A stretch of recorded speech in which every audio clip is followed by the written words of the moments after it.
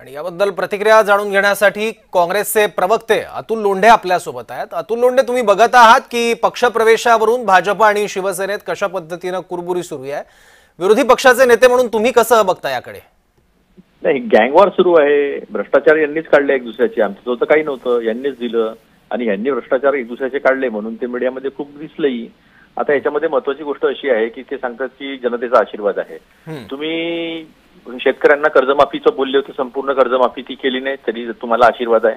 तुम्ही सांगितलं आम्ही पेपर लीक थांबवून नोकऱ्या काढू, रिक्रुटमेंट सुरू करू, अजूनपर्यंत केलं नाही तरी तुम्हाला आशीर्वाद आहे।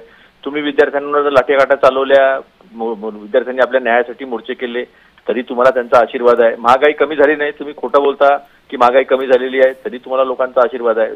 तुम्ही सोयाबीनचा रेट हा 6,000 रुपये देणार होते, सोयाबीनचा शेतकऱ्याची काय अवस्था आहे सगळ्यांना माहिती आहे तरी तुम्हाला आशीर्वाद आहे। एवढं पूर परिस्थिती आली, दिवाळीच्या पहिले सगळे तुम्ही देणार होते नुकसान भरपाई, पण दिवाळीच्या पूर्वी काय झालेलं आहे, शेतकऱ्यांची काय अवस्था आहे, शेतकऱ्यांनी माग नाही सोडलाय तरी यांना जनतेचा आशीर्वाद आहे। हे सगळं जे आहे हे यांना निवडणूक आयोगाचा आशीर्वाद आहे आणि त्याच्यामुळे यांची जी बदमाशी आहे ना तेवढी पुढे आलेली आहे।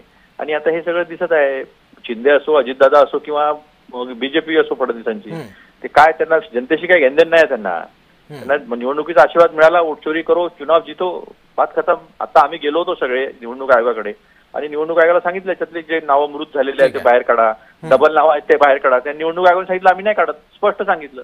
त्याच्यामुळे या सगळ्या मुजोऱ्या आहे बीजेपीच्या। ठीक आहे, अतुल लोंढेजी धन्यवाद आपल्या प्रतिक्रियेबद्दल।